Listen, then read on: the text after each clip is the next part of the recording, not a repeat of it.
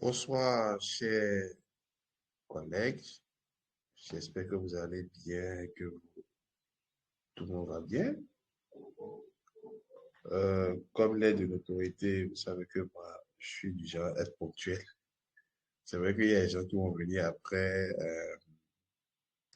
et qui vont, et qui vont encore poser des questions sur les choses sur lesquelles nous aurons déjà discuté. Mais on va pas faire attendre, on va pas pénaliser ceux qui sont à l'heure. J'aimerais savoir si Monsieur le DG TBL est connecté. Euh, Monsieur Sadoko, vous êtes connecté?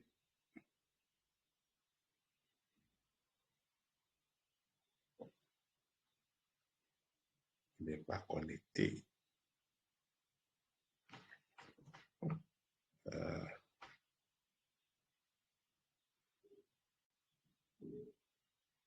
il n'est pas connecté.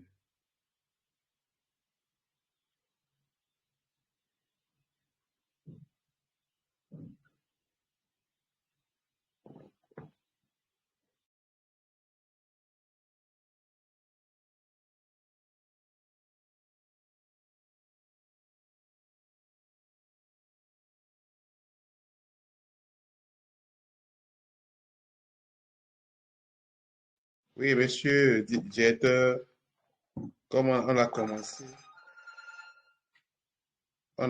la dernière fois, il faut que vous puissiez me donner l'autorisation pour pouvez faire l'introduction pour qu'on puisse commencer. Ce soir, j'aimerais vraiment qu'on reste dans une heure d'échange. Donc, j'irai vite. J'irai vite et on pourra voir le reste lorsque nous sommes en train de passer aux questions-réponses. Euh, je vais vous autoriser. Ah oui, oui, je ne vous ai pas autorisé. Alors, mes excuses, monsieur Désier. Oui, je viens de vous autoriser.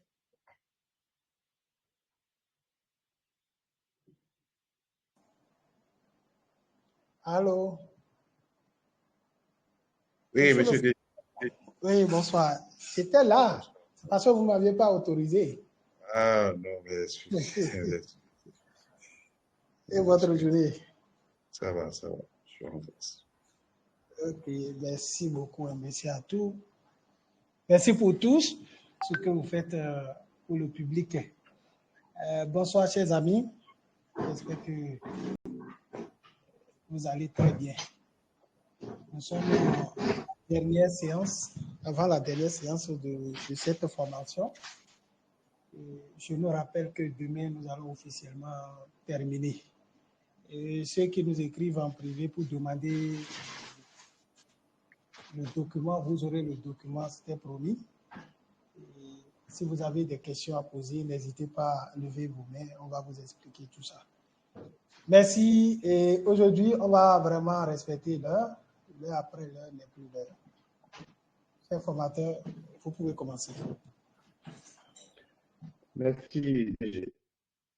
Là, je préfère laisser un incognito pour que les gens ne voient pas tout à ma tête et se concentrer sur ce que je suis en train de dire. Bon, nous allons commencer.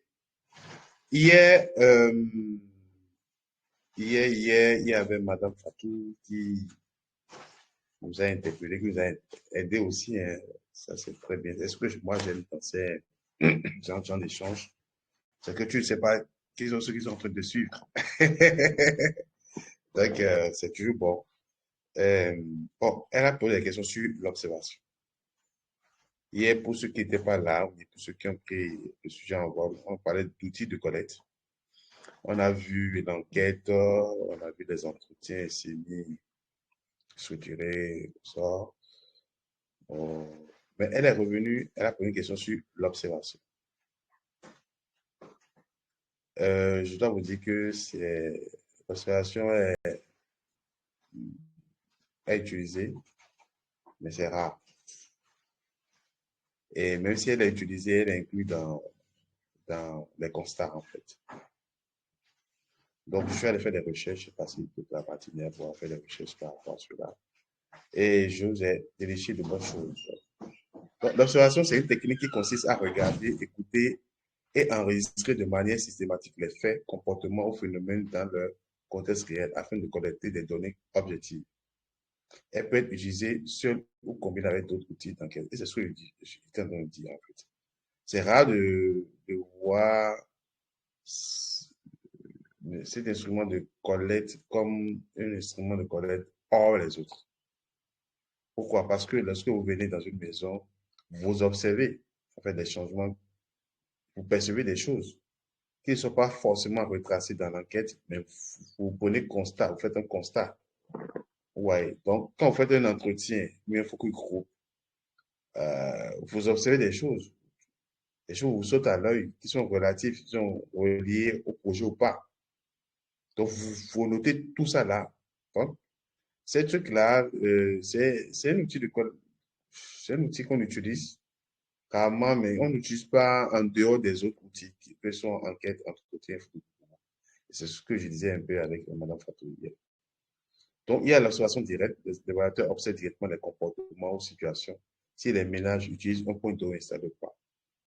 Vous voyez, non? Donc, euh, là, on commence avec notre exemple de point d'eau et de jardin. Là. Donc, si vous êtes évaluateur, vous venez quelque part et on vous dit qu'on a fait un point d'eau, vous n'avez pas besoin d'un questionnaire pour voir si le point d'eau est utilisé ou pas. Est-ce que vous voyez? Donc, c'est un peu un truc tacite, quoi. L'observation, c'est un truc trivial, en fait. Ouais. Avantage, données réelles et vérifiables. Limite peut influencer le comportement observé. Et oui, parce que si les gens savent que vous êtes un évaluateur, peut-être qu'ils sont déjà au courant qu'il y aura un évaluateur qui va passer pour voir si on veut juger le point d'eau. Donc, le jour où les gens vous voient garer des sons comme avoir costume, votre jean, ah, l'évaluateur est venu, tout le monde va prendre sa bassine pour aller au point d'eau. Ouais, donc, on va vous donner l'impression comme si, bon, on utilise le point d'eau. Il suffit que vous prenez de votre véhicule, vous rentrez, vous allez voir que le point d'eau sera encore délaissé.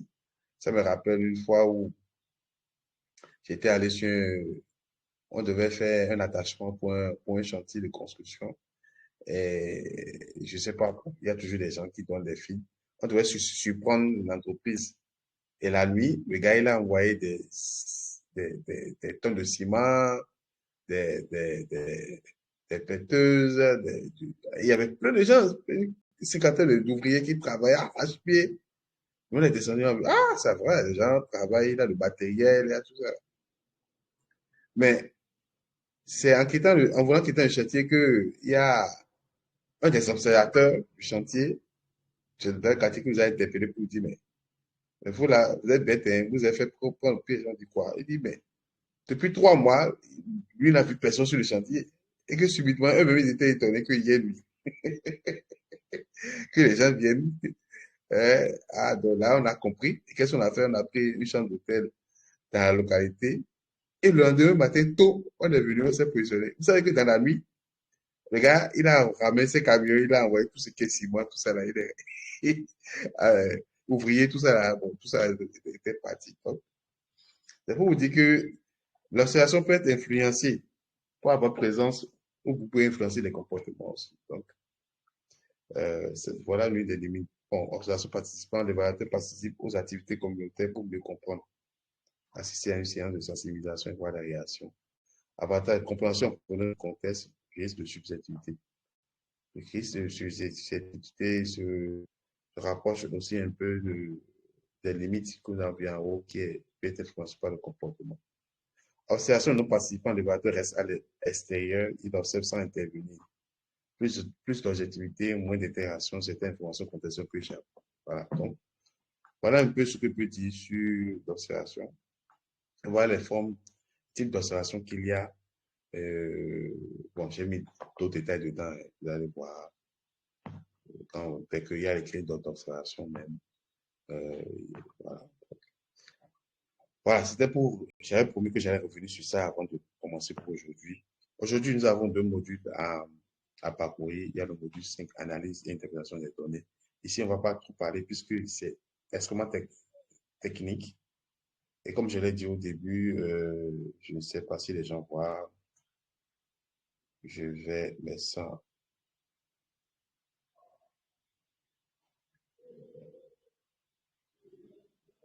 Monsieur Olivier, c'est bon. Monsieur Sadoko, est-ce que vous voyez mon écran? Oui, mais comme ça ne peut pas aller. Ok, d'accord. Je viens, je vais voir. Ah, c'est resté toujours à l'étape de... Je vois. Je vais arrêter le partage et recommencer avec le partage.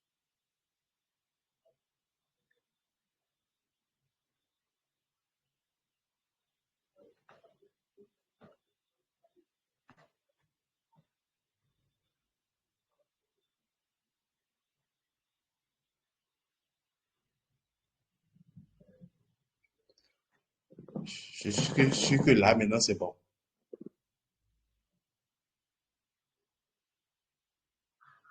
Bon, oui. Mais moi, je suis sur l'ordinateur. Je ne sais pas si ceux qui vont utiliser le téléphone, là, je ne sais pas s'ils vont vraiment voir. Bon, ils verront, hein. OK, analyse et interprétation des données. Traitement et analyse. Bon, vous allez collecter vos données, vous êtes évaluateur. Comme je l'ai dit, il y a des backgrounds il faut avoir. Si vous n'êtes pas spécialiste des chiffres, parce qu'il n'est pas dit qu'il faut forcément être un statisticien planificateur, un économiste, que sais-je encore, pour être évaluateur. Non. Donc, si vous n'êtes pas spécialiste des chiffres, faites-vous accompagner d'un homme des chiffres. Quelqu'un qui est capable de traiter vos données. Ceux qui, donc, un statisticien, c'est le plus recommandé, puisque vous devez traiter les données quantitatives, sortir les tableaux, les fréquences, les pourcentages, les moyennes, les médianes, pour pouvoir faire des comparaisons. Vous devez sortir des tableaux croisés dynamiques, des graphiques, des histogrammes, des camemberts, tout ça là pour enrichir votre rapport, pour que ça puisse frapper, pour que les gens puissent être frappés par les chiffres, tu vois, plus un rapport enrichi de schémas, plus la lecture est facile et on comprend mieux. Donc, ce qui est encore plus difficile, c'est que si vous êtes déjà habitué au traitement des données qualitatives, vous les sauver. Mais de plus en plus, comme je le dis, euh, l'information riche se trouve dans les données qualitatives qui expliquent pourquoi. Vous avez le chiffre, mais vous ne savez pas pourquoi. Donc, le pourquoi se trouve dans les données qualitatives. Et pour ça, il y a des logiciels qu'il faut. Il y a une pratique pour pouvoir traiter des données qualitatives. Ouais. Donc, si je peux vous donner un secret, si vous voulez percer dans l'analyse des données, spécialisez-vous dans les données qualitatives. Peu de chances ont la science de pouvoir traiter les données qualitatives. Et quand vous l'avez avec les logiciels qu'il faut au niveau, ou bien même un recoding, un codage, euh, vous êtes plaisé. Vous êtes vraiment plaisé, puisque plus souvent, l'évaluateur traite souvent des données qualitatives, plus de données qualitatives que de données quantitatives, en fait. Donc, une des méthodes, c'est la retranscription. C'est que tout ce que vous avez eu, vous pouvez faire des transcrits, des entretiens de groupe et sortir comment dit-on, de ces réponses-là, les réponses les plus frappantes. Ouais, les réponses les plus frappantes, les plus accrocheuses. Ou bien les histoires marquantes, les faits marquants. Voilà. Donc, vous faites, vous lisez tout. Si c'est 200 personnes, 300 personnes, vous êtes obligé de tout lire. Et de là, vous tirez ce qui ressort de plus qui va enrichir votre rapport et qui va peut-être expliquer les chiffres, les fréquences et les tableaux que vous avez dans vos rapports aussi, et les graphiques. La seconde manière, c'est de faire un codage thématique. C'est-à-dire, par rapport à un thème développé lors de l'analyse des données, vous faites des chapeaux de thème. Et tout thème qui se rallie, toute réponse qui se rallie à ce thème-là, vous prenez ce thème et vous en faites un grand chapeau. C'est ce que j'expliquais hier. Je disais qu'il y a des gens qui donnent des réponses qui sont semblables, similaires. Il faudra trouver un chapeau pour pouvoir ranger toutes ces réponses-là sur un chapeau donné et mettre la fréquence y afférente. Je dis par exemple n'importe quoi. Quand les gens disent, ah, vous avez construit euh, un puits d'eau, moi je suis satisfait par exemple. Parce que le puits d'eau est à moins de 100 mètres de chez moi. Quelqu'un devra dire oui, moi je suis satisfait parce que j'ai de l'eau à côté. Quelqu'un devra dire oui, je suis satisfait parce que même si euh, euh, l'eau, le puits d'eau est un peu loin, je suis satisfait parce que j'ai au moins de l'eau. Ouais, ces trois personnes ne disent pas forcément la même chose. Mais vous pouvez mettre un chapeau pour dire que satisfaction, par exemple. Et là, vous avez trois personnes qui sont satisfaites. Ça, vous comprenez. Donc, c'est un peu un codage qu'on fait avec les différentes réponses que nous avons qui permet de pouvoir s'en sortir. Voilà. On passe au logiciel. Bon, je l'avais dit hier par rapport au logiciel. Bon, les logiciels varient et ça dépend de ce que vous voulez faire avec. Comme je dis souvent aux gens, apprenez les logiciels de base, mais vous êtes toujours confronté des fois à des dossiers que vous n'avez jamais utilisés. Vous êtes appelé à vous adapter, à pouvoir vous faire former. Il y a plein de formations en ligne gratuites pour vous mettre à jour. Si vous n'êtes pas bon en Excel, commencez par être bon en Excel, s'il vous plaît. C'est la base, quoi, Excel. Et si vous êtes déjà bon en Excel, maîtrisez l'Excel avancé. Comme je l'ai dit hier, mais avant-hier, on peut tout faire avec l'Excel. Euh, ce que vous pouvez faire en termes de traitement de données sur SPSS, Stata, bon, je n'irai pas jusqu'à R. Bon, oui, peut-être R, mais R est plus dense. Et maintenant, quand on prend le Python, c'est encore un autre niveau. Mais je dis, Excel a tellement de ressources que vous pouvez ne pas utiliser les logiciels spécialisés de statistique et de collège, pas de collège, de traitement de données si vous mettez très bien Excel. Et c'est déjà largement suffisant. Pour faire une évaluation, Excel, avec le Visual Basic, VBA de Excel, vous pouvez faire beaucoup de choses. Donc, c'est l'outil incontournable. Maintenant, il y a le SPSS. De plus en plus, la version gratuite de SPSS, de plus en plus rare et de plus en plus compliqué à avoir. Parce que, bon, vous avez la version gratuite, mais vous peut faire que vous pouvez que faire que des petites, c'est pas, petits tableaux, des petits diagrammes, c'est ce que vous pouvez faire. Mais si vous voulez aller au-delà de ça, ça sera plus, il faudra l'acheter, tout simplement. Tout simplement. Donc, je ne vais pas encourager le fait d'aller craquer. Bon, achetez-le et vous aurez tout. Maintenant, il y a Vivo, Vivo et D12 qui sont, qui, ont le- qui est souvent utilisé pour les données qualitatives qui permettent de générer des centaines de pages d'entretien et les analyser systématiquement. En fait, lorsque vous voulez faire vos entretiens, il suffit de d'utiliser le C Vivo D12 et il structure l'entretien pour il structure l'entretien. Par exemple, ce que je viens de vous dire, les recodages là, des grands chapeaux par réponse là, il vous donne ça, il vous propose ça et vous validez.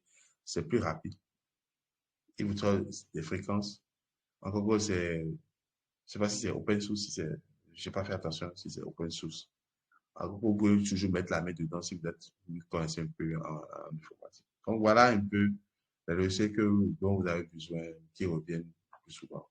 Bon, vous n'avez pas souvent besoin de Vivo, hein, mais si vous avez la chance de pouvoir apprendre Vivo, apprenez le T12 aussi, mais c'est des logiciels payants. Eh oui, sont logiciels payants.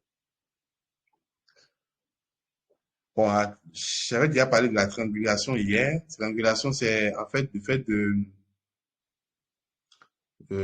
de croiser les résultats qualitatifs et quantitatifs pour voir le lien, pour pouvoir expliquer. Ouais, donc, les résultats d'une enquête quantitative sont-ils cohérents avec les conclusions des focus group? qui sont des, des, des- des méthodes qualitatives. Donc, triangulation des méthodes, triangulation des sources. Les dires des bénéficiaires sont-ils confirmés par ceux des leaders communautaires des observations sur terrain? Oui. Donc, euh, c'est, c'est vrai que vous allez voir des cas où les gens ne disent pas la même chose. Et s'ils disent pas la même chose, ça veut dire l'un des deux ment. Maintenant, toute la question est de savoir qui ment et pourquoi il ment. Le plus souvent, les leaders sont du genre à pouvoir, je sais pas, endosser, surtout pour les projets communautaires, ils endossent la responsabilité. Donc, des fois, ils sont la posture de quelqu'un qui valide le projet, même s'il y a des biais.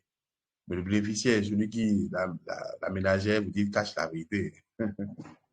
Donc, le fait, euh, le fait que vous avez la chance d'avoir les réponses des bénéficiaires et ceux des leaders va vous permettre de pouvoir faire la comparaison. Est-ce que ce que les leaders chez Village, chez Cathy, Sage, mais est-ce que ce que ceux-là disent là, est-ce que ça vous permet de pouvoir sortir des recommandations, de pouvoir venir à un point de conclusion?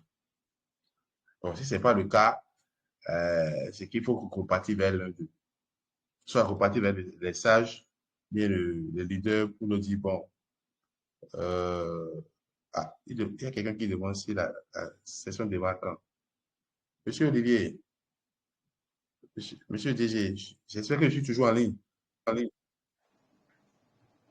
Oui, Ah, je viens de voir quelqu'un qui écrit dans le chat pour demander quand est-ce que ça commence. Donc, je suis... OK, d'accord.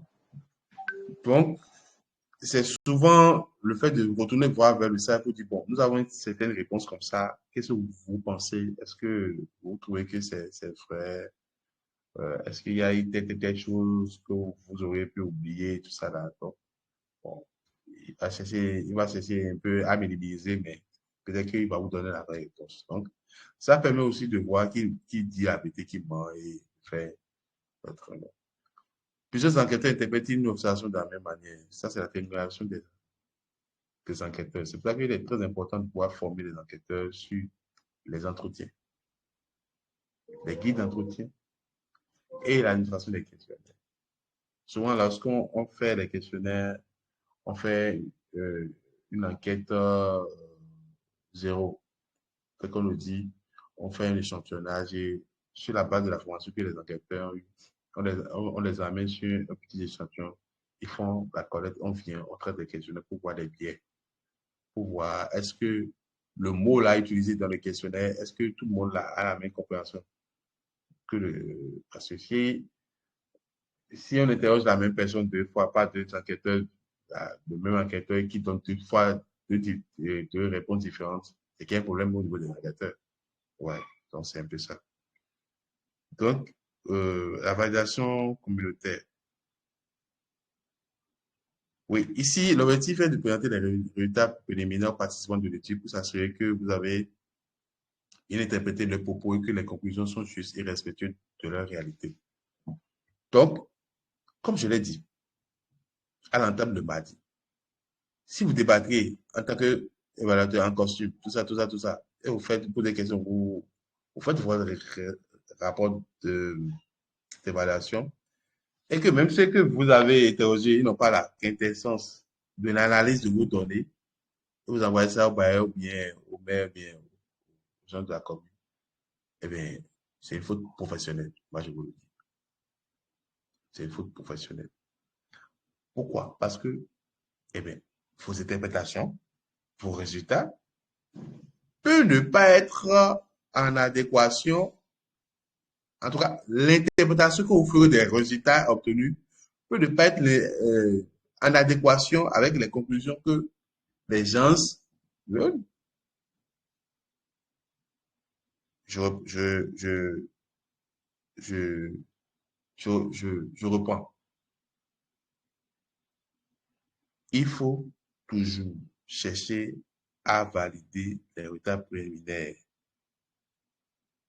Parce que les étapes préliminaires sont accompagnées d'interprétations. Vous interprétez les résultats. Donc, il faut confronter vos interprétations de résultats aux réalités, aux conclusions des bénéficiaires. Parce que peut-être le chiffre que vous voyez, la réponse que quelqu'un a donné, 2 ou 3, peut ne pas être l'assentiment du groupe. Même si c'est l'assentiment de la minorité, il faut que vous confrontez ça avec la minorité pour dire, ah, lors de l'enquête, j'ai eu sur le groupe de 25%, ils habitaient. Le groupe se reconnaît. S'ils disent la vérité, ils vont se reconnaître. Mais si on remet en cause de tout groupe votre interprétation, ça vous permet de pouvoir trouver la bonne interprétation par rapport à ce chiffre-là. Mais si vous faites vos interprétations, vous avez les résultats, vous consultez vos travaux, vous faites vos analyses, et vous n'allez pas vers la communauté pour leur dire, voilà, ce que nous avons fait comme questionnaire, tout ça, là, voilà les résultats, qu'est-ce que vous en pensez? Eh bien,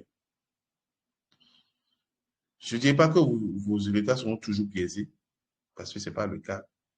Mais le risque qu'il y ait des biais dans l'interprétation est très fort si vous ne vous tournez pas vers la communauté à la base. Donc, pour le faire, il faut organiser un atelier pour partager les premières conclusions et recueillir les feedbacks. C'est une question d'éthique et de rigueur. Comme je l'ai dit, c'est une faute professionnelle, c'est pas ça. Bon, c'est vrai que il y a certains évaluateurs qui ont peur, avec le temps qu'on leur donne. Si je dois aller confronter mes données avec des bénéficiaires, ils vont remettre en cause toute l'évaluation. Il faut que je repasse. Donc, il y a des fois où ouais, bon, on se connaît, hein. Bon, on se regarde, on fait semblant de faire comment dit-on, une restitution. Les gens font des commentaires. Vous voyez que pour prendre le commentaire, ça va prendre du temps. Il faut encore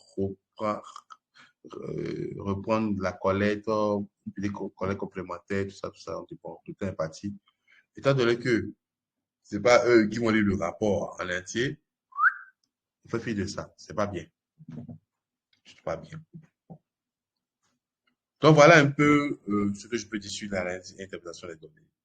De go, il faut trouver un spécialiste qui va vous aider si vous n'êtes pas spécialiste. Pour interpréter vos données. Je ne sais même pas pour vous aider à concevoir mieux le questionnaire. Parce qu'il y a des gens, je ne suis pas spécialiste, je ne suis pas statisticien, mais c'est eux qui sont très forts en conception de questionnaire. Et ils vont sur le terrain, ils connaissent très bien. Et à la fin, maintenant, on dit au statisticien, sors ma tête chaud. Si je vous dis ça, c'est parce que j'ai vécu beaucoup de cas comme ça. Mais comment, tu n'as pas posé la question, tu n'as pas la variable. Moi, Dieu, je me suis sorti ça. Pas sorti ça, pas possible. Si tu voulais ça, il fallait prévoir une question relative à ça dans le questionnaire, tu n'as pas prévu. Fais-moi tel croisement. Tel croisement. Ouais, tu n'avais pas prévu de prendre encore le nombre d'enfants, l'âge. Tu n'as rien prévu et tu veux qu'on croise ça avec les enfants de moins de 5 ans. Comment je vais faire ça? C'est pas de la magie. Donc, le plus souvent, faites-vous assister par ceux qui maîtrisent. Ou bien, formez-vous. Voilà. Donc, comment on bagaille un peu le temps, j'ai sur le module 6. Et là, s'il y a des questions, on va faire les questions en même temps. Bon, sur le module 6 est interprété, intitulé Rapport d'évaluation et communication des résultats. Rapport d'évaluation et communication des résultats. Bon, ici, on dit savoir rédiger un rapport, utiliser, communiquer efficacement les résultats. Bon, ici, je ne vais pas vous apprendre comment rédiger un rapport. Ça, c'est pour la formation payante. Tout ce que je suis en train de faire, moi, je fais une formation de base. Si vous voulez une formation payante, alors là, c'est toute une autre formation que je vais donner. Comment dit-on, j'irai plus en profondeur. Par exemple, pour le SPC, je peux vous montrer les captures d'écran, comment saisir un questionnaire en griffe, quoi. Vivo, comment est-ce qu'on peut utiliser Vivo, comment est-ce qu'on peut utiliser Excel, tout ça, tout ça, tout ça. Ici, je vous donne les bases. Il faut que je sois honnête par rapport à ça. Donc, je vous donne les bases, les éléments qu'on va ressortir de rapport d'évaluation et quelles sont les cibles, comment est-ce qu'on peut communiquer avec les résultats. Donc, je vous donne quelques pour donner le groupe pour aller faire de la recherche si vous voulez, ou peut-être pour vous donner aussi le groupe pour vous inscrire à la formation payante que nous sommes en train de programmer. Mais la formation payante ne soit pas sur Telegram, ce soit sur Zoom. Voilà. Quand c'est gratuit, on met ça sur Telegram. Bon, ok. Rapport d'évaluation et communication des résultats. Ici, il faut se dire que, bon, c'est une structure, je vais vous proposer une structuration du rapport d'évaluation basée sur la littérature aussi, mais je suis basé sur le vécu d'évaluateur. Donc, pour la même chose, il faut le titre, normal, résumé le titre. Faites toujours un résumé, s'il vous plaît. Faites toujours un résumé. Parce que le rapport d'évaluation peut dépasser des fois. Ça peut devenir une centaine de pages. Bon, ça dépend du projet. Hein, ça dépend. Donc, c'est quelqu'un qui veut 100 pages, ouais, que voilà, il faut se lever pour lire. Hein. Donc, faites toujours un résumé exécutif qui soit vraiment, vraiment un résumé exécutif. Qui donne. Bon, c'est la partie la plus lue. Donc, vous devez prendre en compte dans cette partie, on doit avoir l'objectif, la méthodologie utilisée, les conclusions principales, les recommandations écrites pour un décideur pressé. C'est tel que je vous ai dit. Et la plupart de tout cela sont pressés. C'est rare, tu vas voir. Bon, c'est vrai, quand tu veux faire la validation du rapport d'évaluation, ah ouais, il y a les gens, ils prennent le temps, hein, page par page, ils te cossent, ils te cossent. Mais quand ils finissent là et tu intègres les observations, bon, quand ça rentre dans le circuit, les gens, qu'est-ce qu'on peut retenir? C'est résumé. Ils disent, ah, c'était bon. OK. Voilà. Donc, mettez du soin pour le résumé exécutif. C'est ça qui vend le rapport. Donc, s'il lit le résumé exécutif, il voit qu'il n'y a rien d'intéressant. C'est dangereux. Donc, après ça, il y a l'introduction. Dans l'introduction, nous avons le contexte, l'objectif de l'évaluation et le commanditaire. Donnez toujours une place au commanditaire. Parce que c'est lui qui pose son argent. Il aime ça. C'est un secret. Mettez toujours en avant le commanditaire. Sur l'appui financier, voilà, nous avons eu l'appui technique. Voilà, c'est ça. Méthodologie. De manière transparente, il faut parler des questions évaluatives. Comment est-ce que vous avez élaboré les questions évaluatives? Comment? Avec qui? Les critères que vous avez pris des questions évaluatives, vous les avez prises où? Voilà. La méthode de collecte, comme je l'ai dit pour la formation de jeudi. La méthode de collecte, il faut préciser. L'échantillonnage, il faut préciser. Limitation de l'étude. Les limites de l'étude. Les limites de l'étude. Une œuvre n'est jamais parfaite. Dites vos limites. Donc, mettez un soin pour le rapport et ayez un style de français, je sais pas, très simple quoi. Des mots techniques, des mots compliqués, non. Faites des petites phrases le plus facilement possible. Ça, c'est un secret dans les rapports d'études. Je ne suis pas seulement en évaluation. Parler le plus simplement, expliquer les choses le plus simplement possible. Les gens vont comprendre, ils vont aimer votre rapport. Mais si vous cherchez à ne pas des mots, des thèmes techniques, tout ça là, sans lui. Euh, parce que, en fait, le rapport, comme on va le voir, le rapport d'évaluation, c'est destiné à plusieurs cibles.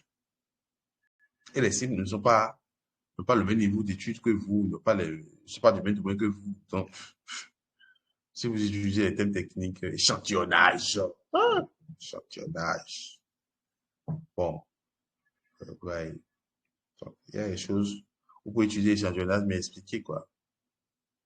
Voilà. Résultats et analyse. Donc, vous avez la méthodologie, après vous tombez sur les résultats et l'analyse.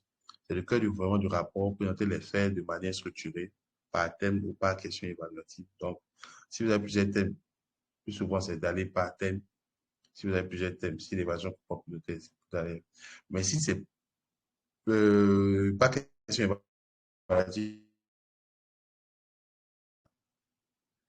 donc, en utilisant des graphiques et des citations pour illustrer.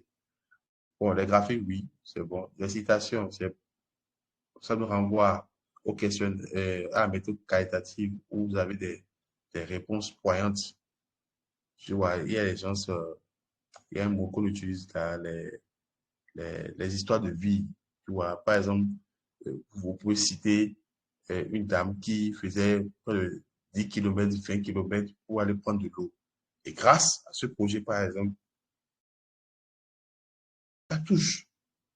Ça touche, ça c'est une histoire de vie qui, c'est le changement qu'on veut. C'est que ça touche le bailleur, ça touche ceux qui, voilà. Bon, c'est ça, c'est là, on illustre, hein, et on range bien ce questionnaire-là, hein, parce que le bailleur peut demander à voir, ah, c'est qui, cette dame-là. Et j'aime ça, ils m'ont fait photo. Bon, bref, c'est des trucs que je ne peux pas dire, mais bon. Donc, c'est des trucs qu'il faut trouver pour pouvoir enrichir votre rapport. Hein, et faire bacan, quoi. Conclusion, synthèse, impératif qui répond directement aux questions de l'évaluation qu'avons-nous appris. Bon, c'est vrai que tu sais, il y a une erreur qu'on commet souvent, hein, surtout sur introduction. On commence pas par là, quoi.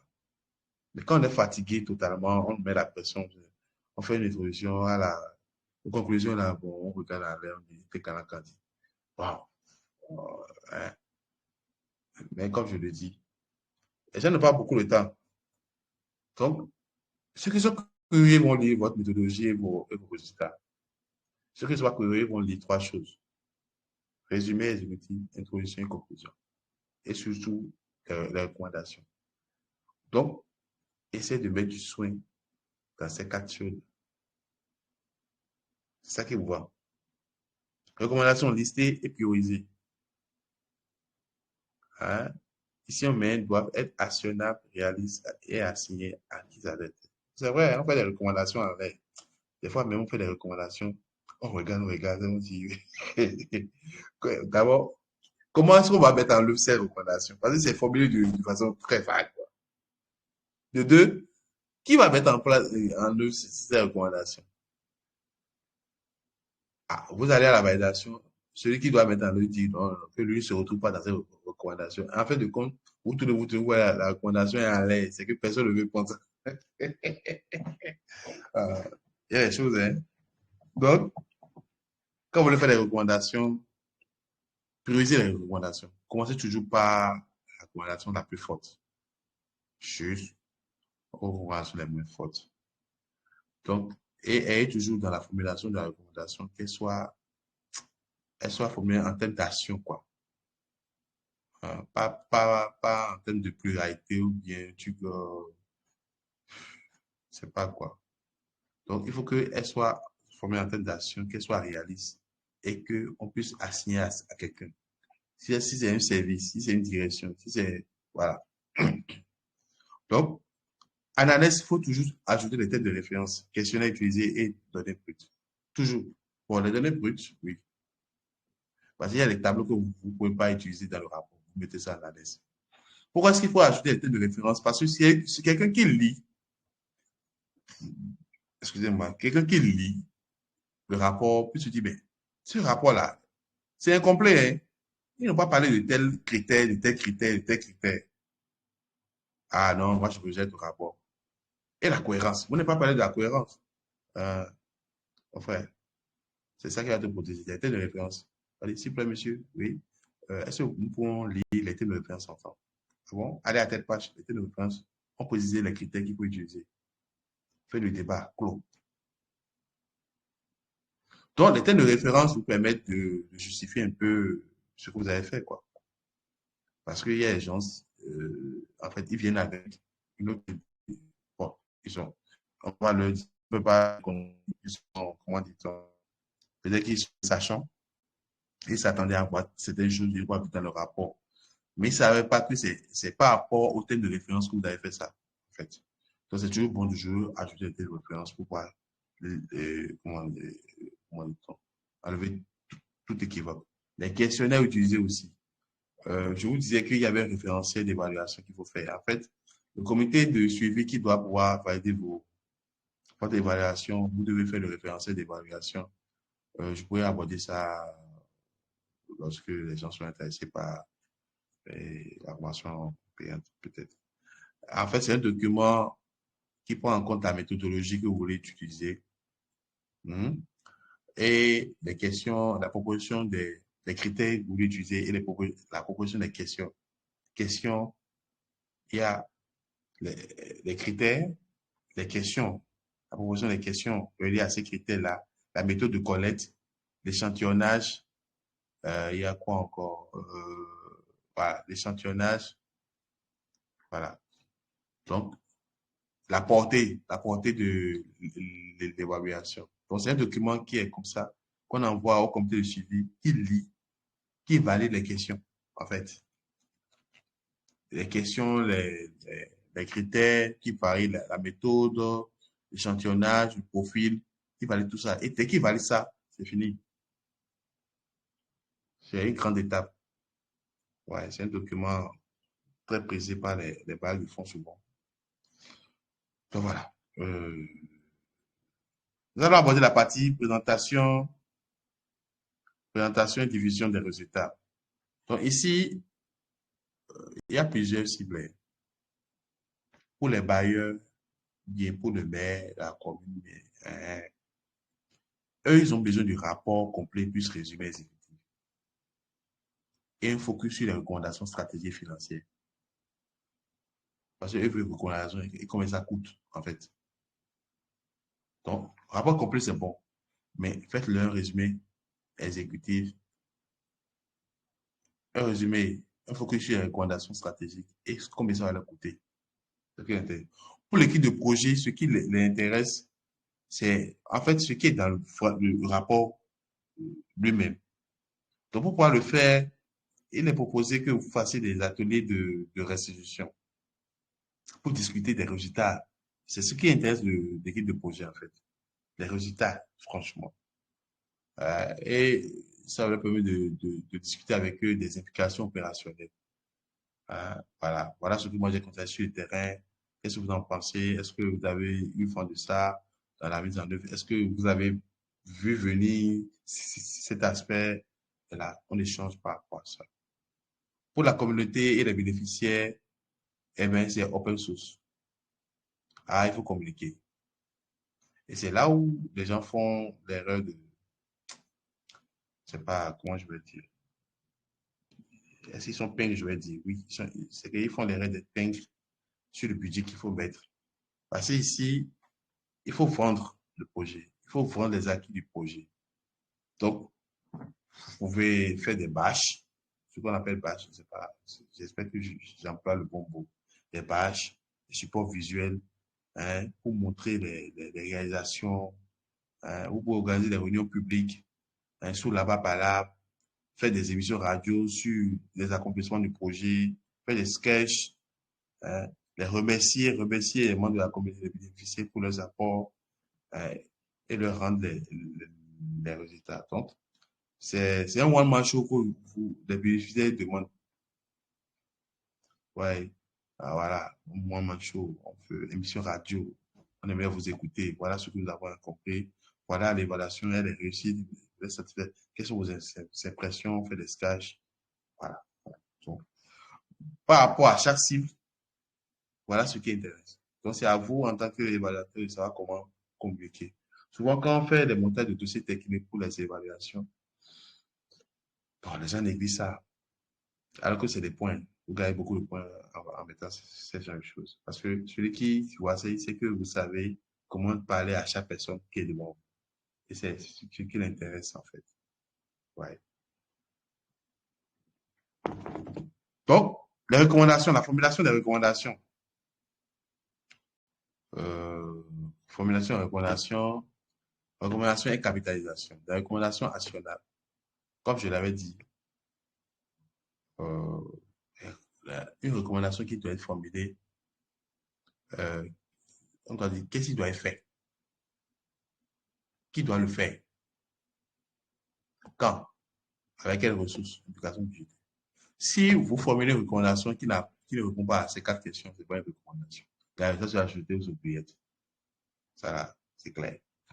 Et les partenaires qui s'y connaissent bien, le candidat qui s'y connaît, il va vous envoyer votre document.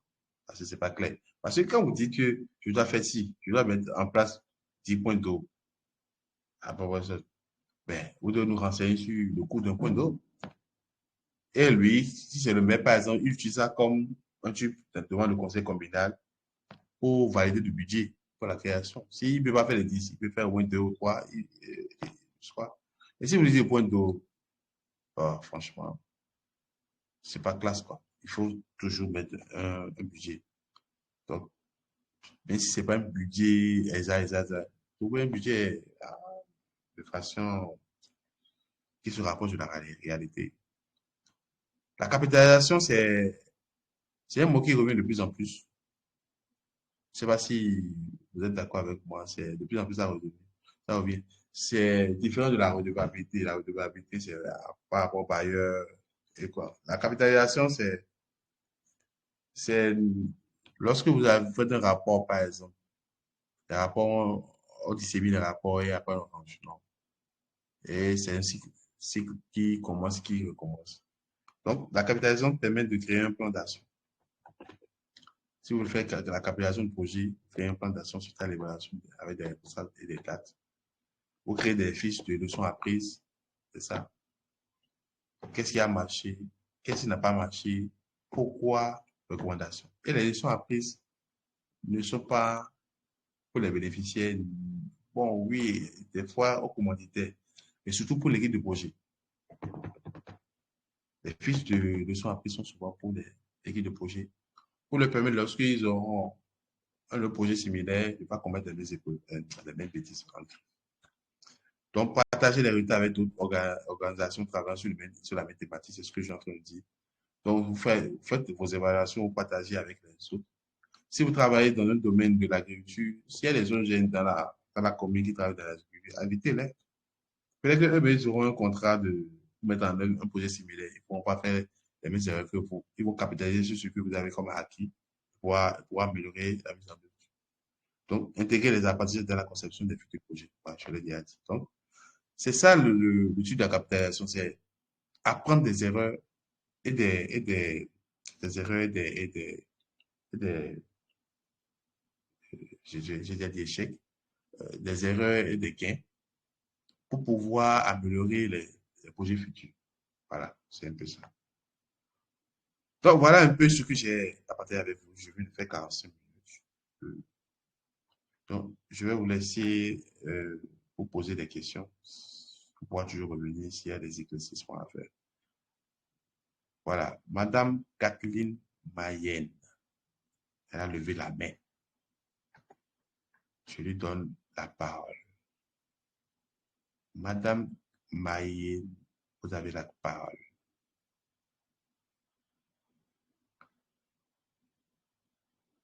Alors, Madame Kathleen.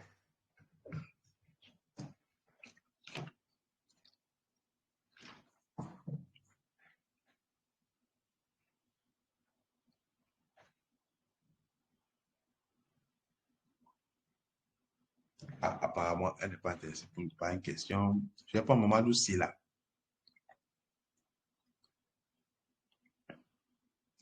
Mamadou Silla.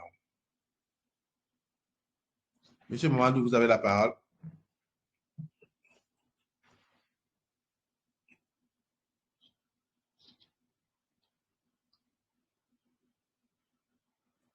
Monsieur Mamadou Silla. Allô? Oui, allez-y, monsieur Mamadou Silla. Oui, bonsoir, Kojo. Oui, bonsoir, monsieur En Mamadou. fait, ok. Je tiens à vous remercier. En fait, l'enseignement a été franchement de qualité, hein. Nous avons beaucoup appris. C'est comme on était des experts sur le terrain et c'était franchement très bien détaillé. J'avais posé une question par rapport à que je t'avais envoyé, mais il s'agissait de si tu pouvais nous donner quelques éléments de réponse par rapport à la revue documentaire lorsqu'on doit entamer une évaluation. Merci. Ok, d'accord. Merci beaucoup, monsieur Mamadou. En fait, pour une précision dans ta question, tu parles de la littérature ou pas de... Qu'est-ce qu'il faut avoir comme document avant d'entamer un document, avant d'entamer un projet, c'est ça? l'évaluation de Oui, au projet. fait, il y a la revue de la littérature, mais probablement, il se peut Ok, que, en fait, quand vous voulez entamer une évaluation, vous avez déjà des documents qui sont comment on appelle, à la disposition du commanditaire. En fait, comment oui, le processus s'est fait? Parce qu'ils ont probablement des documents oui. et ce qu'ils ont réalisé, des choses comme ça. Cette procédure-là, comment ça s'est fait? Voilà. Ok. En fait, je te remercie pour la question. En fait, ce qu'il faut comprendre, c'est que d'abord, quand vous gagnez le marché en griffe, pour pouvoir faire l'évaluation, il y a un cadrage que vous faites. Il y a un scène de cadrage, un scène de démarrage de l'évaluation. Et au cours des séances de démarrage, vous aurez déjà ciblé les documents dont vous aurez besoin. Pour un document, comme je vous l'ai dit, votre Bible, votre guide, c'est le document de projet. Donc, vous demandez à la mise à disposition du document de projet. S'il y a d'autres documents qui sont nécessaires, par exemple les rapports d'étape, s'il y a une évaluation diagnostique qui a été faite, une évaluation formative qui a été faite, vous demandez tous ces rapports-là et ils ont le devoir de mettre à disposition ces documents pour vous. Vous voyez, s'il y a une enquête de satisfaction qui a été déjà faite au début ou bien au milieu, vous demandez tous ces rapports-là. Et là, la lecture de tous ces rapports va vous permettre de pouvoir avoir une idée très précise du début, du temps zéro et au temps N+1 auquel vous êtes pour permettre de pouvoir comprendre, vous mettre à la place de ceux qui ont fait le projet, de ceux qui ont piloté le projet et des bénéficiaires. Là, ça vous permet de pouvoir facilement faire le lien avec les questions que vous allez poser. Donc, comme je l'ai dit, c'est lors de la séance de démarrage, vous faites une liste de documents qui sont mis à votre disposition. Voilà.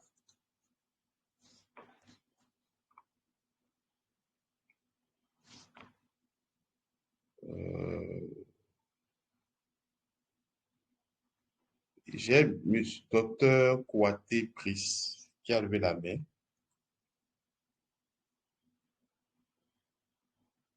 Est-ce que monsieur Pris Kouaté voulait poser une question? Si c'est le cas, j'ai ouvert son micro, hein. Oui, j'ai ouvert son micro. Monsieur Brice, vous voulez intervenir?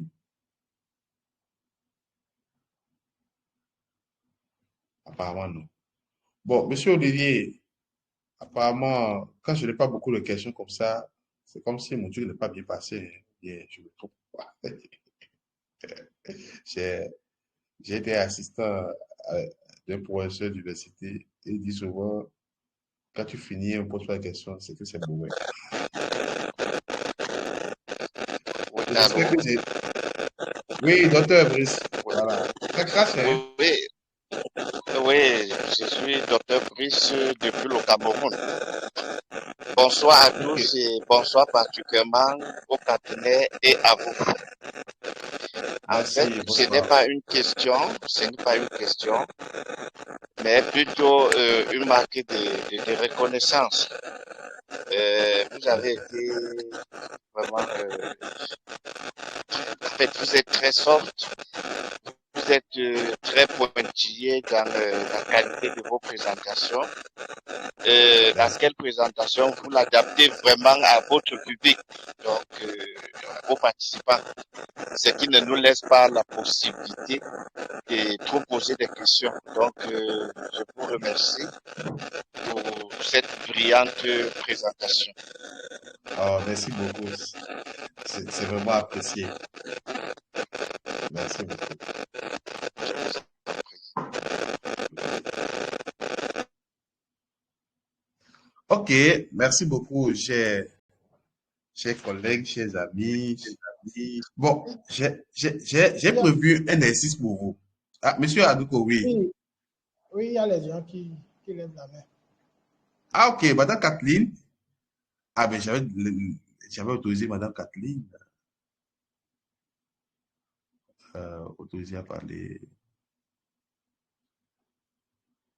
Madame Kathleen, c'est bon?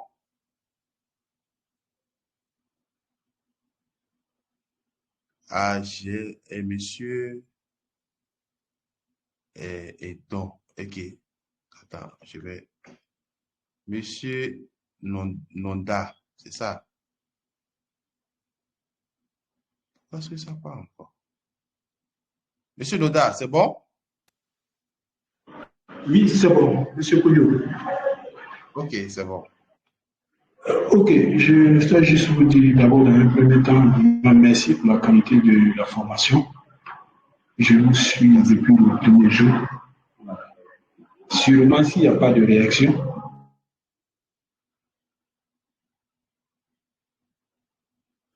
Ah, il est parti. Ah, il est parti. Mais son micro est ouvert, hein, j'ai ouvert le micro. Bon, faut donner... Ah oui. Il faut donner la parole à quelqu'un d'autre d'abord. Ok. Monsieur Abouaka Temba. Allô? Oui, allô? Ok, c'est comme si j'étais deux intervenants. Oui, monsieur Aboubakar, c'est ça? Allô, merci, cher professeur, pour la parole. Bonsoir à tous. Moi, je suis le docteur Aboubakar Demba Kamara depuis la Guinée. Ok. Et vraiment, merci pour la qualité de la présentation. Franchement, nous avons beaucoup apprécié le contenu de ce cours. Et moi, j'aimerais avoir des conseils auprès de Oui. vous en tant que débutant en évaluation ici. En matière d'évaluation, je suis débutant. Et quels sont vos conseils par rapport à une personne qui vient à peine d'entamer, c'est-à-dire son parcours en tant qu'évaluateur c'est-à-dire des projets communautaires? Quelqu'un qui a Ok. ses débuts, par exemple, quels seront vos conseils par rapport à cette personne-là? Ok. Super. D'accord, c'est bien noté. Un instant.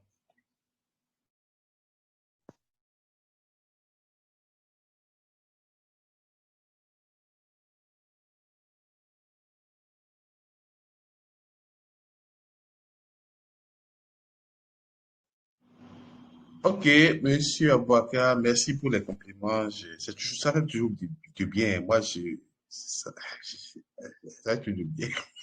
J'accepte. Mais bon, moi, en fait, pour être évaluateur, c'est vrai que de plus en plus, il y a des formations spécifiques pour ça, pour être évaluateur. Mais à travers ce que nous venons de voir, c'est qu'il faut apprendre de tout.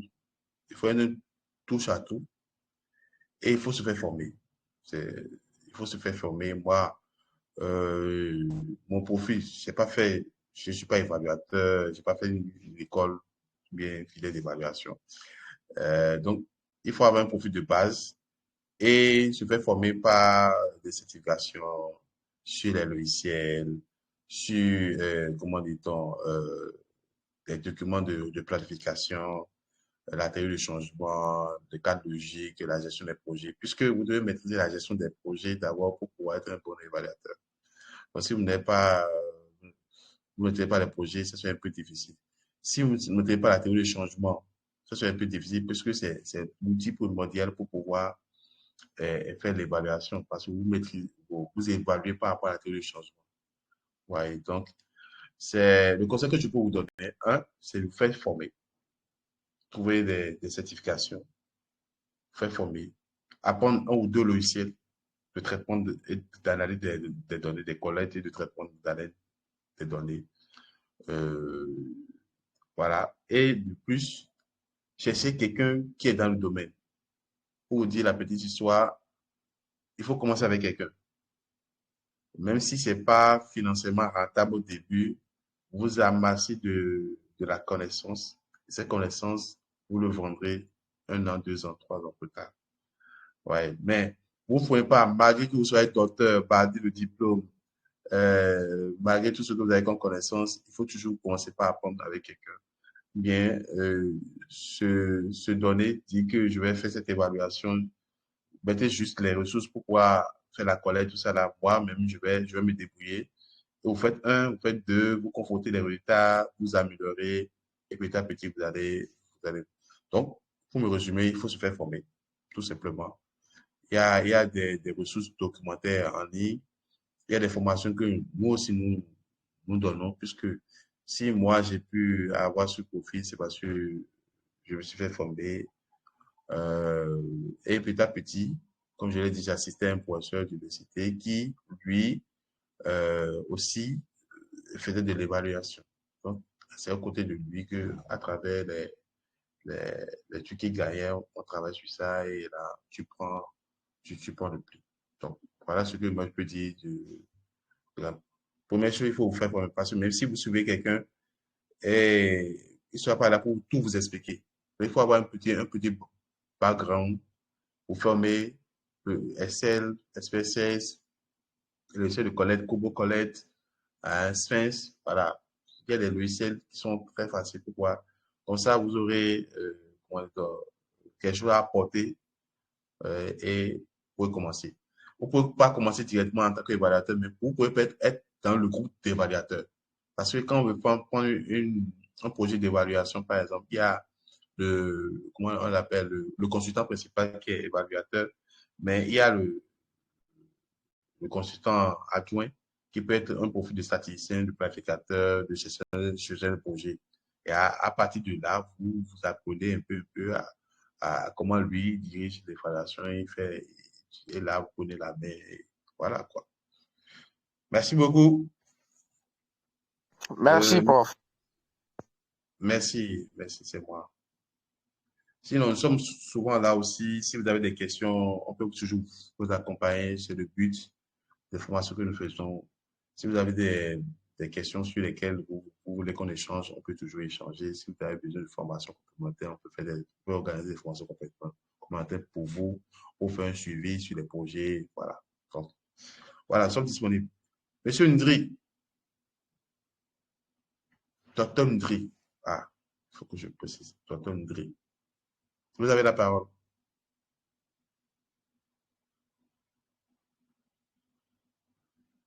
Ah, docteur. Mais il y a la dame là, Madame Kathleen, qui parlait un temps et elle a disparu.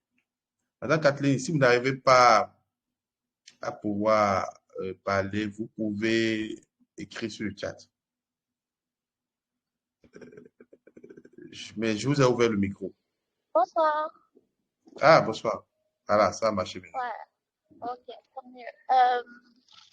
Désolée si je nous ramène un peu en arrière, mais ma question portait d'abord, est-ce qu'on peut revenir sur les principes de l'évaluation des projets? Et ensuite, vous avez parlé aujourd'hui des variables qui se ressemblent. Je n'entends pas bien. Aïe, je n'entends plus rien. Ce que j'ai entendu, c'est principe d'évaluation plus variables qui se ressemblent.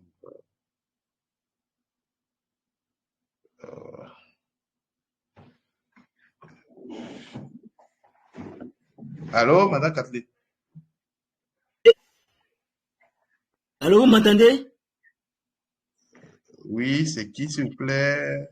Bonsoir, formateur, bonsoir, cher Okay, bonsoir. participant.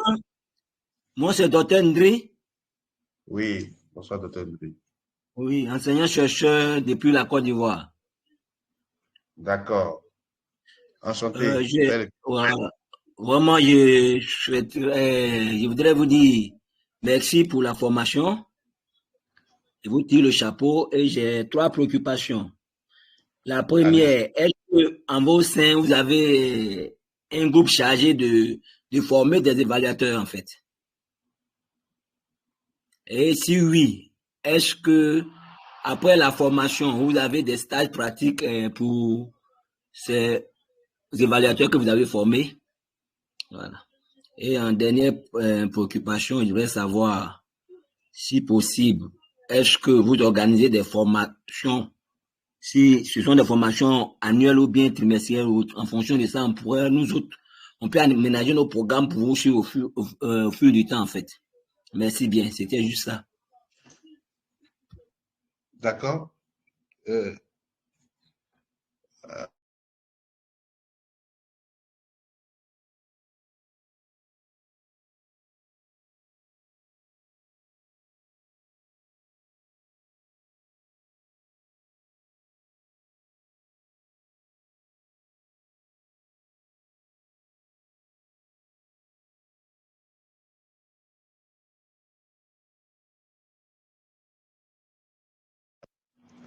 Donc, excusez-moi, j'ai des appels entrants.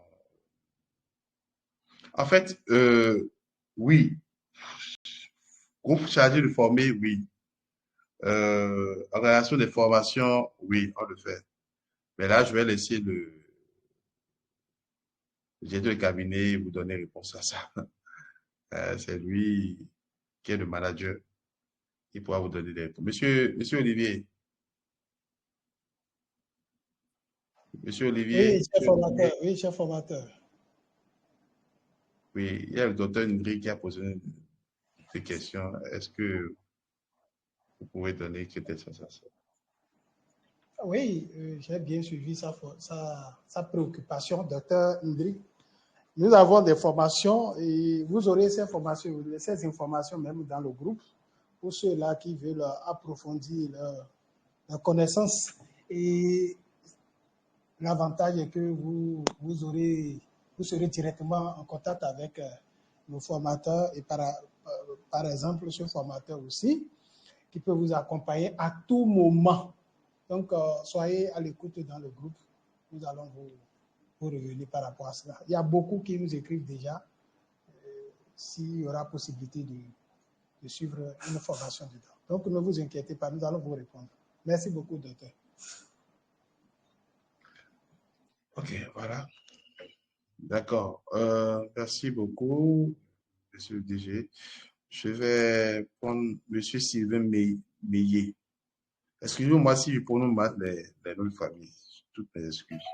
Vraiment, merci bien, c'est gentil. Ok, merci bien. Monsieur Meillet, je vais ouvrir votre micro. Monsieur Meillet. Oui, monsieur Meillet, vous avez la parole.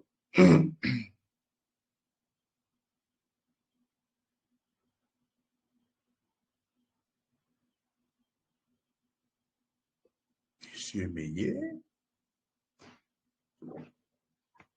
Monsieur Meillet, êtes-vous là? Vous nous suivez? Vous voulez intervenir? Oui, c'est pas erreur. Bon, je vais prendre monsieur Aristide Kwame.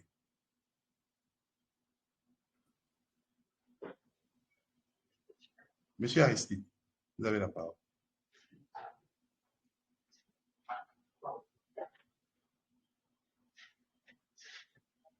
On entend les sons, mais on n'entend pas la personne parler. Allô? Monsieur Aristide? Allô, professeur, merci. Oui. Allez-y, nous vous écoutons. Allô? Oui, allez-y, nous vous écoutons. Ok, d'accord. Merci déjà pour la qualité de la formation et puis bonsoir à tous et à chacun. Moi, je suis Kwame Aristide. Je suis pas du domaine carrément et j'ai été vraiment très honoré de pouvoir participer à cette formation. Je continue d'y participer déjà. Depuis le deuxième module, je suis présent. Et ma question, c'est pour nous qui ne sommes pas vraiment du domaine et qui avons eu l'opportunité de rencontrer cette formation, d'apprendre avec vous. Quelles sont les recommandations pour nous en termes de, je vais dire, si on voudrait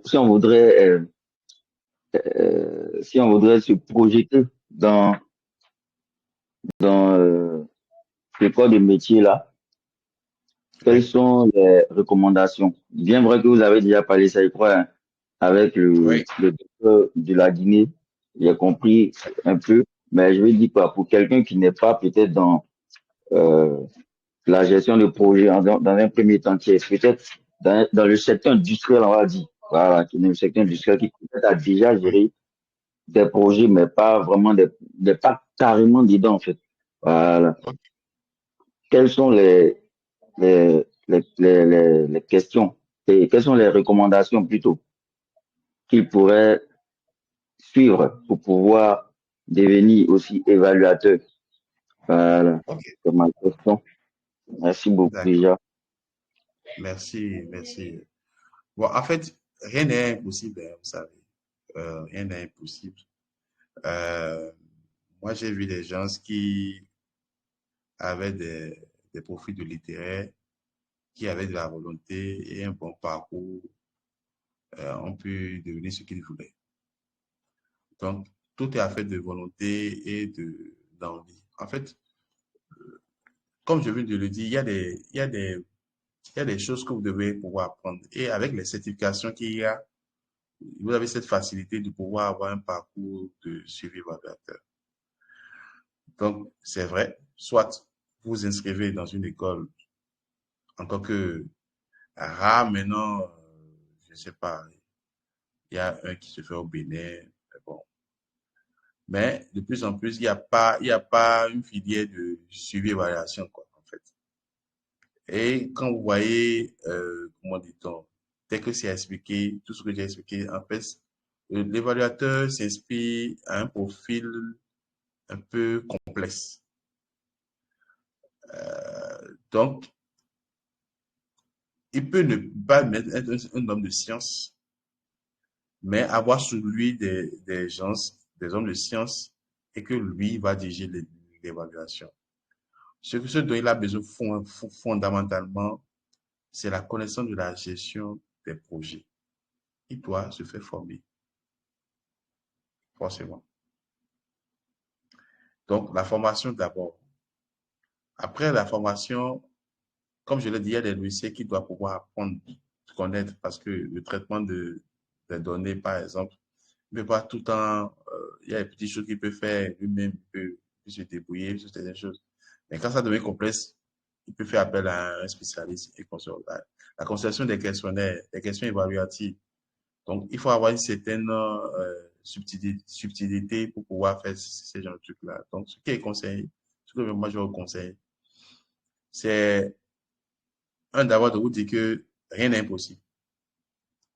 Deux, de vous faire former en gestion de projet. Formation en gestion de projet, vous n'avez pas besoin forcément d'aller faire une licence, master, non. Du moment que vous êtes quelqu'un qui travaille dans le secteur de l'industrie, vous avez déjà un background, vous avez déjà quelque chose sur lequel on peut construire. Donc, cherchez plus les certifications. Certification en gestion de projet, certification en conception de projet, en analyse de projet, en suivi évaluation. Ouais. Donc, quand on dit en suivi évaluation, c'est plus suivi que évaluation. En évaluation. Tout ça là, ça vous donne des backgrounds. Et ajoutez à cela une bonne dose d'outils statistiques de collecte et de traitement. Je pense qu'avec ça, vous avez déjà euh, la base pour pouvoir être intégré déjà dans un pôle. Parce que comme je le dis, on ne se lève pas du jour au lendemain, on est évaluateur. Il faut apprendre, il y a des codes. Malgré la littérature qui existe, le terrain n'est pas le livre. C'est ce que je dis toujours aux gens. Le terrain n'est pas le livre. Ce que nous venons de dire, je vous remercie de dire que j'adapte, comment dit-on, ma communication à ma cible. C'est les choses vécues en fait. Par exemple, quand je vous dis qu'il faut analyser les jeux de position lorsque vous allez dans une communauté, ça là, c'est pas dans un document. Parce que peut-être que si vous allez là-bas et vous questionnez X, vous ne questionnez pas Y, soyez sûr que votre évaluation sera biaisée. Parce que Y va tout faire pour que ça soit plombé. Parce qu'il ne s'entend pas avec X. Donc, avant d'aller sur le terrain, il faut pouvoir connaître le terrain, prendre contact avec ceux qui ont déjà fait dans la zone, comment est-ce que les gens réfléchissent là, qu'il faut voir, qu'il ne faut pas voir, quelles sont les localités qu'il ne faut pas faire ci. Donc, c'est une connaissance hétéroclite qu'il vous faut et il n'y a que le terrain qui peut vous former complètement. C'est vrai, vous aurez les documents, tout ça, mais il n'y a que le terrain qui affine la formation et là, parce que hier, on avait eu une dame, je ne sais pas si elle est là, qui est évaluateur depuis 2016. Donc, c'est des choses qui s'apprennent. Et là, vous parlez du groupe d'évaluateurs, de jeunes évaluateurs. Après, vous prenez votre premier contrat d'évaluation, vous conduisez, vous faites épauler, voilà, voilà. Donc, voilà ce que je peux dire en grosso modo. Mais après, il faut vous faire former. Vous pouvez un bon parcours de formation. Tibilel, le cabinet pour, qui a ces formations, peut vous proposer une feuille de route pour faire former, avoir des certifications. Parce que si vous travaillez dans le secteur industriel, c'est que vous avez un background sur lequel on peut construire. Voilà ce que je peux dire. Allô? Oui. Bonsoir. Oui, bonsoir. Oui, c'est Sylvain Meillet. J'avais un problème de micro tout à l'heure. Ah, d'accord. Bonsoir, monsieur Sylvain. Oui, je peux intervenir, s'il vous plaît? Oui, allez-y, allez-y, allez-y. Ok, merci. Bonsoir déjà à tous les participants. Bonsoir aux initiateurs de ce programme et surtout félicitations aux formateurs. Comme mes prédécesseurs l'ont relevé, vraiment, c'est une formation de qualité. On sent bien que vous n'avez pas seulement appris dans le livre, mais vous êtes un praticien. Ça se sent vraiment. Je suis ingénieur statisticien démographe. Je vous suis depuis Libreville. Wow. Ouais, Ça, voilà. c'est un confrère, ça. Oui, oui, oui.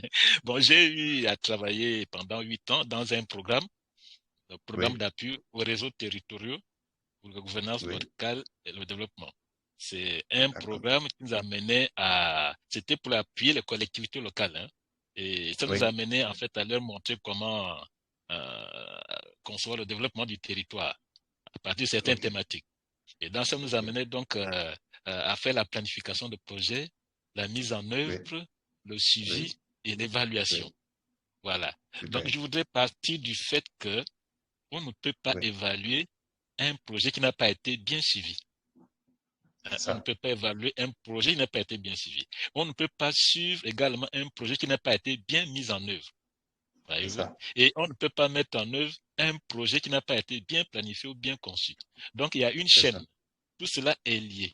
Et sauf erreur de ma part, ça veut dire en fait que lorsqu'on va évaluer un projet, il faudrait également quand même vérifier qu'il y a les rapports de suivi, les rapports d'exécution, les rapports de mise en œuvre. Je ne sais pas si cela a été abordé, parce que cela me semble vraiment important, parce que cela prouve même déjà que, disons, le projet a été, et on peut vérifier que le projet a été bien conçu, qu'il a été bien mis en œuvre, bien suivi. Alors l'évaluateur vient disons, en aval, hein, c'est comme ça qu'on dit, il vient en dernière position pour examiner toutes ces étapes-là.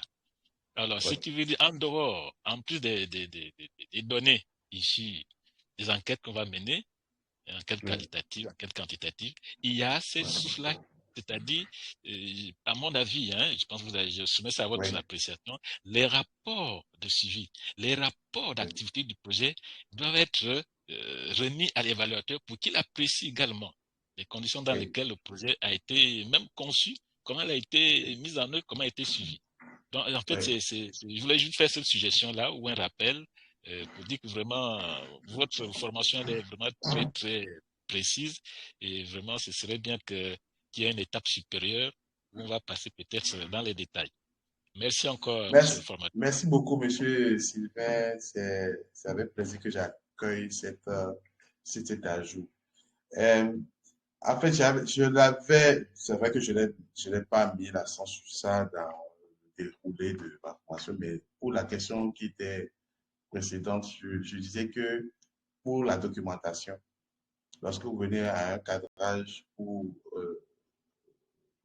le lancement de l'évaluation, il y a une base de données que vous devez demander. Et dans cette base de données, il y a une liste des documents que vous devez, comment dit-on, demander. Et dans cette liste-là, se trouve tout ce qu'il y a comme rapport d'état. rapport de suivi. Et c'est d'ailleurs sur la base de ces rapports-là que vous pouvez vérifier l'efficacité et voir l'efficience. Ouais. Parce que l'efficacité montre ce qui est vraiment fait par rapport à ce qui est projeté. Si il est dit que nous avons construit 15 quartiers, c'est les rapports d'étape qui vont permettre de savoir si le nombre atteint de combien atteint à mi-projet, on était à, disons, à 7 et qu'à la fin, nous sommes à 12, mais à 14, que nous n'avons pas fait les 15. Ça, ces rapports, on ne pourrait pas faire ce lien-là. L'efficience, c'est par rapport au coût. Ouais, les 6 que je vais présenter, vous allez voir. Souvent, il y a des projets, le plus souvent, des projets qui passent, comment dit-on, la prévision. Donc, l'efficience, là, vous pouvez me dire pourquoi est-ce qu'on a dépassé, de combien, quelle est la. Donc, c'est primordial ce que vous êtes en train de dire. Et c'est le premier travail de l'évaluateur, c'est l'analyse de tout ce qu'il y a comme rapport du projet, qui lui donne comment dire, une lecture globale de la conception, de la mise en œuvre et des résultats comment dit-on, obtenus à la fin. Et c'est avec ça que lui pourra faire ça, la comparaison à la fin pour voir si le projet a atteint ses objectifs ou pas. Et aussi pour voir si ceux qui sont bénéficiaires sont satisfaits de comment est-ce que le projet a été mis en œuvre et des résultats. Donc c'est très important. Merci pour le rappel. Je l'accueille avec joie. Merci beaucoup. Merci. Allô? Oui, allô? Oui, Kodio, c'est Sila toujours. En fait, et comme Oui. vous l'avez dit, hein, et c'est très dense. Moi, je suis du Mali. En fait, j'ai aussi fait du suivi évaluation, mais en pratique, j'en ai pas beaucoup. D'accord. En fait, les gens qui font des formations en suivi évaluation, souvent dans nos pays, c'est pas évident. Si tu n'es pas aligné sur un réseau ou tu n'es pas sur un bureau d'études, souvent c'est un peu plus compliqué de faire la pratique. Mais c'est toujours intéressant de voir quelles sont les différentes astuces que tu peux nous donner. Et peut-être que les gens peuvent se mettre en association pour aller dans les cadres des volontariats. Et s'il y a certaines ONG, certains services, faire confiance à ces associations-là pour essayer de faire beaucoup plus de pratiques. Parce que en réalité, toute cette connaissance dense que vous avez, c'est sur le terrain qu'on peut l'acquérir. Oui, voilà. C'est ça. C'est franchement de très bons conseils. Et il y avait une question que je voulais, parce qu'au fait, par rapport aux critères d'évaluation, il y a d'autres critères qui surviennent, tels que la cohérence, parce que vous savez que ces projets-là, la plupart du temps, s'alignent et sur les lignes, comment on appelle, les différentes directives nationales. Si tu veux nous par rapport à la cohérence, qui est un autre critère, généralement dans les projets de développement. Et puis, en plus, j'avais une autre question aussi à poser. En fait, tout ce qui concerne budget, c'est-à-dire, je ne sais pas si c'est le budget, la vérification des budgets répond aux critères uniquement de déficience, ou bien on peut le mettre aussi dans le cadre de la pertinence. Et en dernier, je voulais savoir si jamais vous avez dans l'évaluation diagnostic et vous avez trouvé un contexte qui justifie la mise en place d'un projet et que dans l'évaluation de, je ne sais pas, de formation initiale, et vous trouvez que ces contextes-là n'existent plus. Est-ce qu'au fait, cela peut mettre fin au projet? Voilà, c'est une question que je voulais poser. Merci beaucoup. Merci. Il faut qu'on... Ça peut aller. Dépasser le temps, oui. Dans 5 minutes, je voudrais... Vous pouvez prendre les autres questions et quand vous allez entamer les réponses là, on va terminer comme ça. Wow. Il y a encore 3 droits. Hein. Madame Kathleen, pour la 4e fois. Madame Kathleen, vous avez votre micro ouvert. Soyez bref, s'il vous plaît. Si ça marche.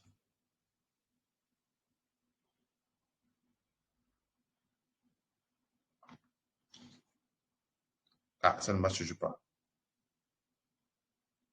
Bon, je commence par répondre à... Merci. Ah, ok, allez-y. Voilà, désolé, j'ai eu des problèmes de réseau tout à l'heure. Il n'y a pas de souci, allez-y. Donc, je disais que par rapport au principe directeur de l'évaluation, le monsieur vient justement de parler de la cohérence. J'aimerais savoir si on peut un peu revenir dessus parce qu'il y a certains sur lesquels, bon, que j'ai pas compris. Et la deuxième chose, par rapport au module d'aujourd'hui, je demandais quand on a des réponses qui sont semblables, mais avec des différences un peu fines, comment les catégoriser pour mieux les faire ressortir dans notre rapport? Et enfin, moi, j'ai une question, je ne sais pas. Est-ce que dans le domaine du suivi et évaluation, il y a des certifications internationales, un peu comme le PMP pour la gestion des projets, qui sont reconnues? Ok, d'accord. Certification. Ok, merci beaucoup. Je vais prendre labeur entrepreneur. Labeur entrepreneur. Monsieur l'entrepreneur, vous avez la parole. Labeur entrepreneur.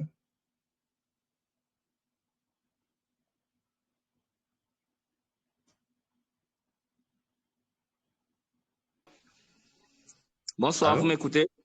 Oui, bonsoir. Allez-y. Ok, j'ai deux questions.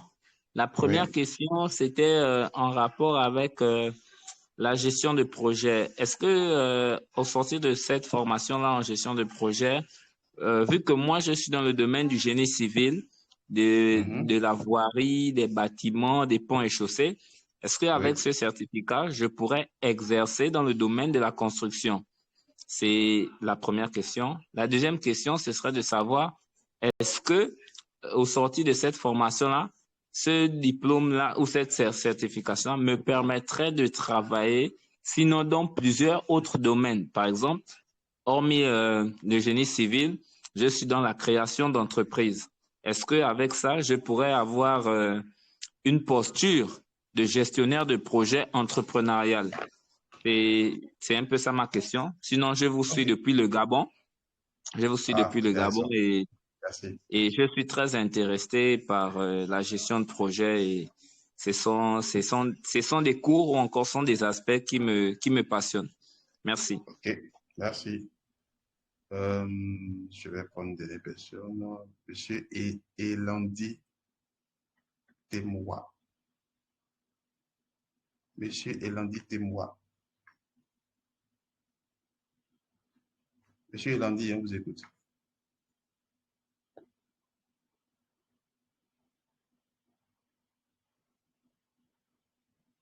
Monsieur Elandi?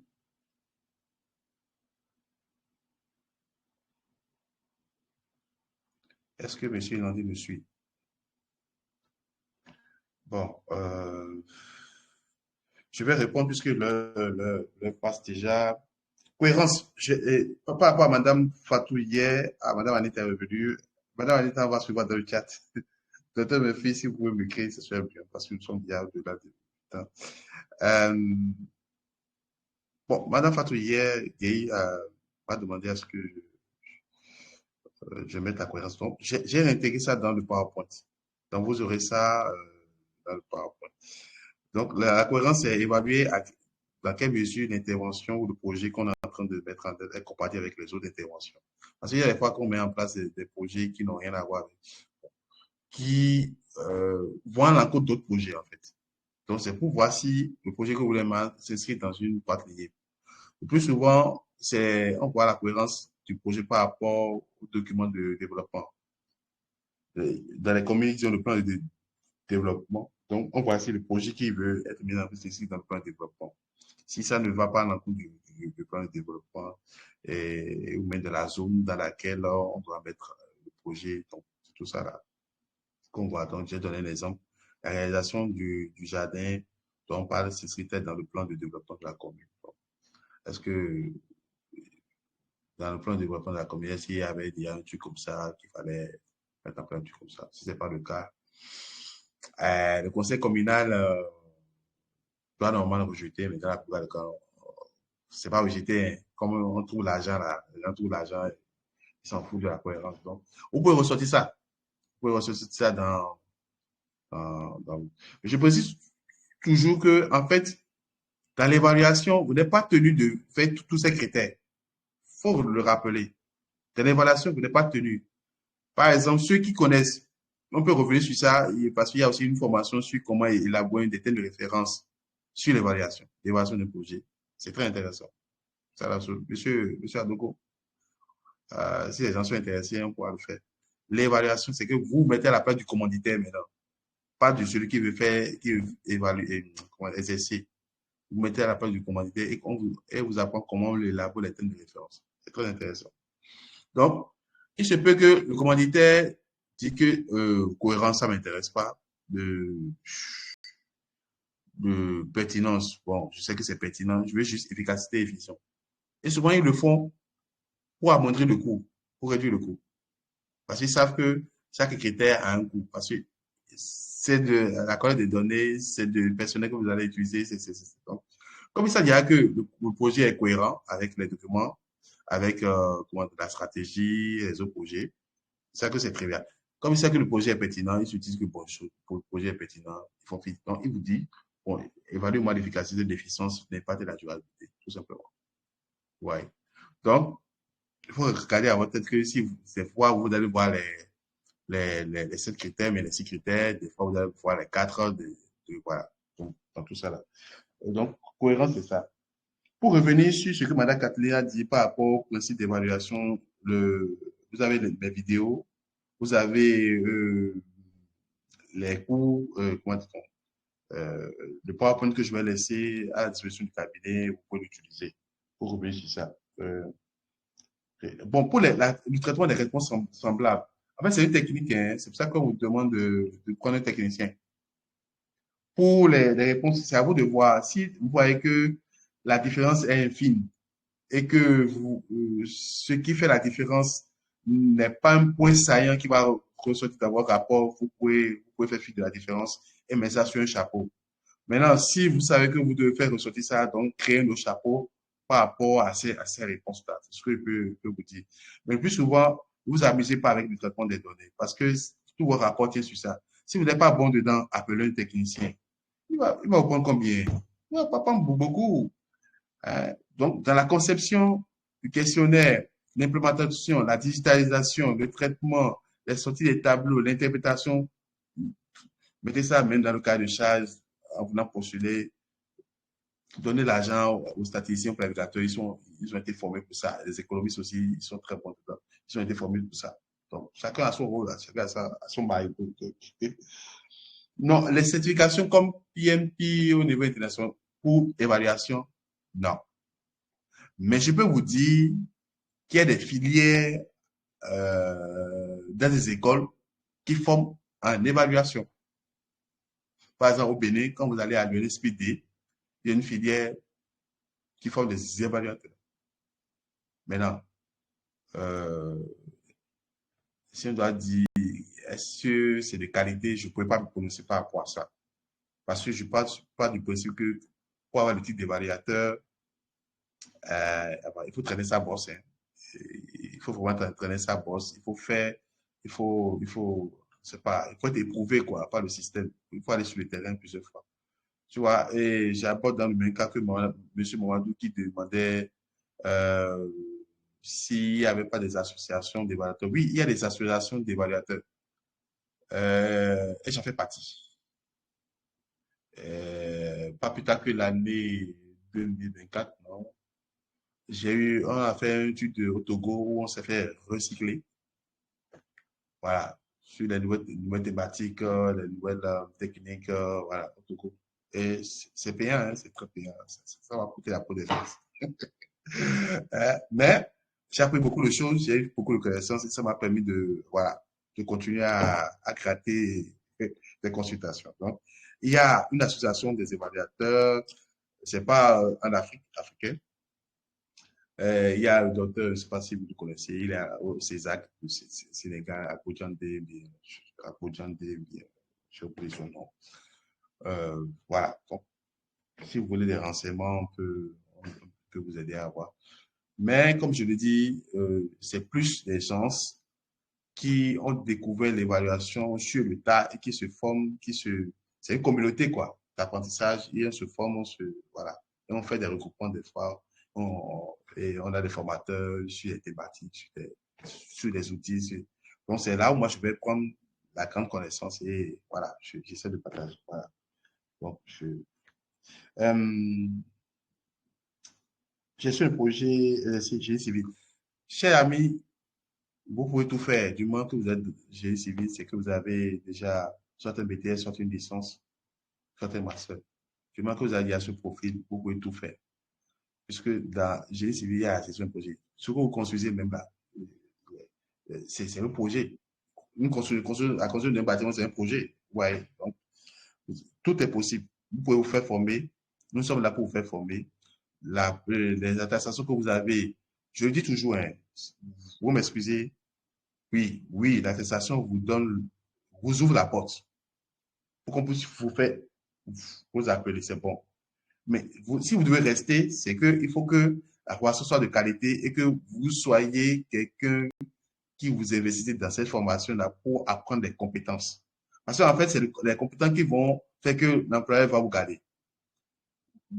Ou bien, on se comprend par rapport à ça. Comment dit-on? Le papier, on peut vous le donner. Mais la compétence, c'est vous qui le développez. Vous l'acquérez et vous le développez. Et c'est sur ça qu'on met l'accent. C'est que formation de qualité. Pas les gens qui s'y connaissent, qui ont été éprouvés par le système, sur le terrain. Voilà, c'est ce que nous, on vous offre. Donc, voilà. Donc, j'avais prévu vous faire... bon, on avait dit qu'on a fini à 20h, voilà que je suis toujours là. Donc, je vais vous laisser un exercice. C'est ça qu'on va discuter demain. Sur l'étude des cas, j'ai préparé une évaluation du projet communautaire, accès à l'eau, hygiène, gouvernance locale. Bon, ce n'est pas possible que vous mettez en cours, mais vous pouvez le faire. J'ai choisi une commune.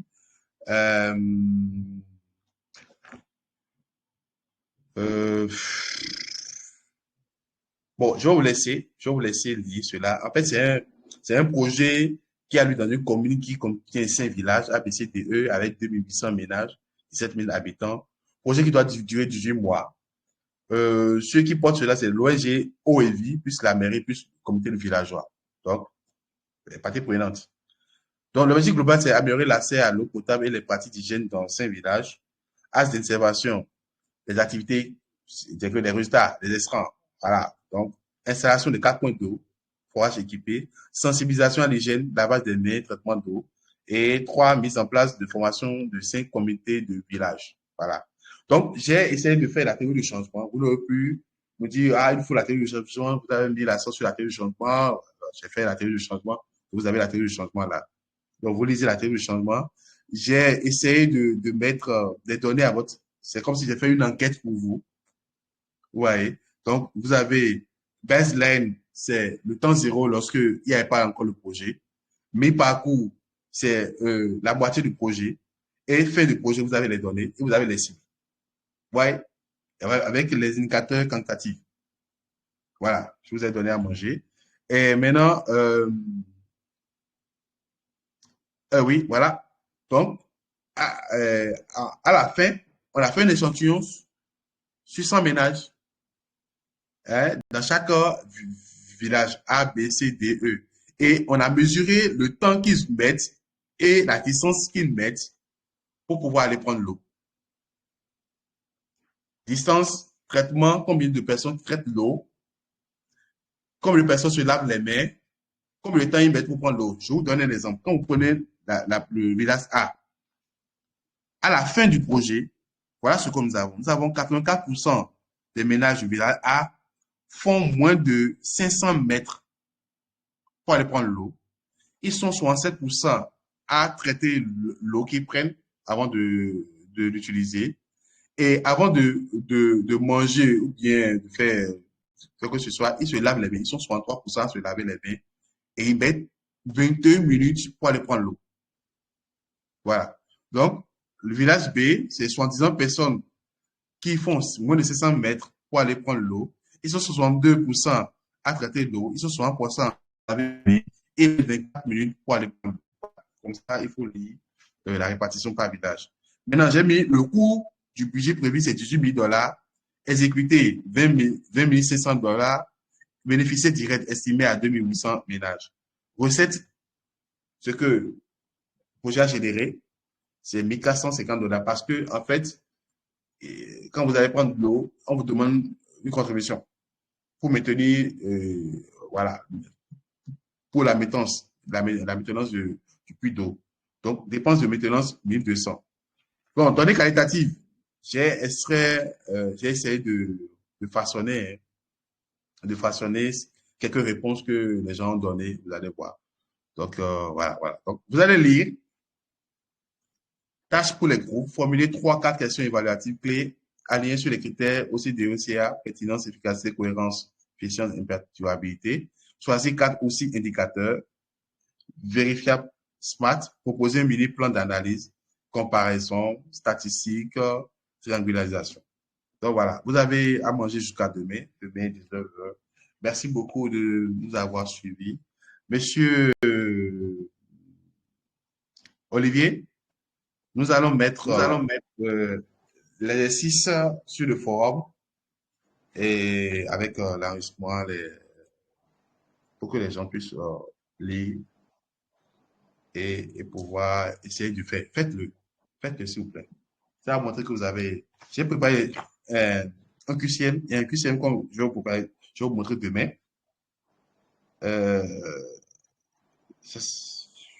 QCM corsé. QCM corsé. Parce que si on veut prendre des attestations, il faut faire un minimum d'effort. Un minimum d'effort. Et je suis là, nous sommes là pour donner la connaissance, mais aussi, si quelqu'un doit pouvoir avoir une attestation, il faut que la personne puisse avoir le minimum de connaissances lors de ces formations de 5 jours. C'est le minimum qu'on vous demande. Donc, je suis en train de préparer le QCM, je n'ai pas encore fini. Je vais prendre la nuit pour pouvoir le faire. Dès que je vais le faire, vous allez voir, c'est super conseillé. Donc, dès que vous finissez le QCM, vous aurez les réponses, vous-même, vous aurez les bonnes réponses directement, vous allez voir. Merci, monsieur Olivier. Je vous remercie. Allez, merci beaucoup, cher formateur. Merci pour tout. Je dirais que le Seigneur vous bénisse. Chers amis, merci. Vous aurez l'exercice tout à l'heure dans le groupe et l'enregistrement. Surtout l'enregistrement, on envoie dans le groupe. Il y a d'autres qui viennent en privé pour demander qu'ils n'arrivent pas à télécharger. Nous vous avons dit, si vous n'arrivez pas à télécharger l'enregistrement dans le groupe, allez directement sur notre chaîne YouTube. Vous pouvez regarder là-bas à tout moment. Sur ce, je vous souhaite bonne soirée et à demain. Merci. Bonne nuit à tous. Profitez des vôtres.